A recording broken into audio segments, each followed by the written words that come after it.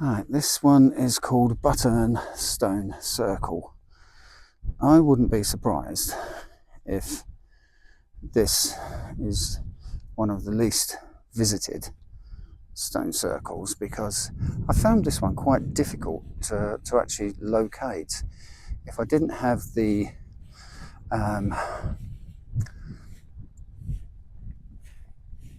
OS map app on my phone, then there's no way, I don't think, I would have found it. I knew it was in this vicinity, so it's mainly recumbent, lying flat, obviously.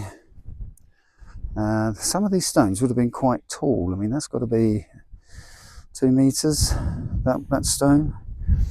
And obviously they're lying all over the place, but in a roughly circle sort of shape. Obviously that one has obviously fallen. Well, it could have fallen that way, but it may have fallen. No, I can't see that it would have fallen. Yeah, I think that's fallen that way, because that is in the line of the other stones. But yeah, I wouldn't be surprised if this is least visited, because it's quite difficult to find. Well, quite difficult, I'd say, is about right. But there's quite a few stones in it. I don't know how many, I haven't counted yet. I mean, there's some like that, but if you follow the circle round, you can see, like, that's just for reference. There's my finger, that's how small that one is, but you don't know how much of that is underground. So I would say they're generally about 3 feet to 4 feet high. Would have been 4 feet high, but 4 feet long now, being as they're all recumbent. Mainly recumbent, should I say. There you go. Oh, and there's that Neolithic backpack again. I bet he has some cheese, peppers and celery and mayo with black pepper sprinkled on them in there. I can just smell it. My historical instinct tells me that. But yes, this is a lovely place. It's beautiful around here. And I picked a lovely day to find it. It hasn't rained for about a week on the moor. So, yeah. I wonder what they were used for. I mean, there's another one kind of close to here called Whitemore Stone Circle. And I think they're all connected into one big settlement, because there's so many of them within.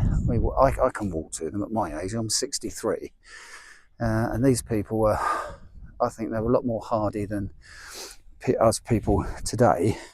So I think they were all connected, and I think they just, I don't know, went from one to one.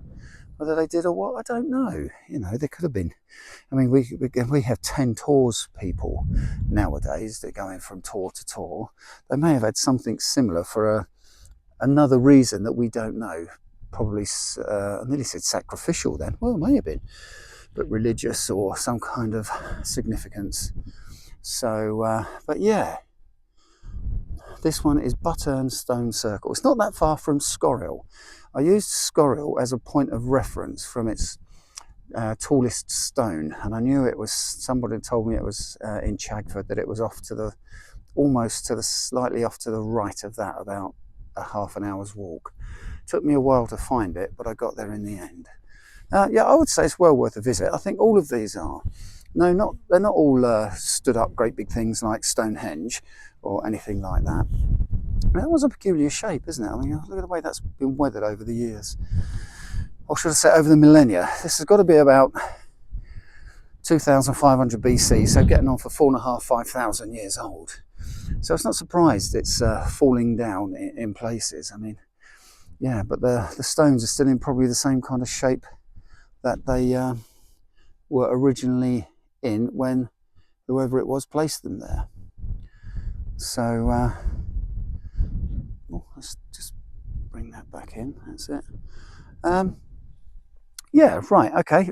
Buttern Stone Circle, just along from Scorrill Stone Circle in Dartmoor.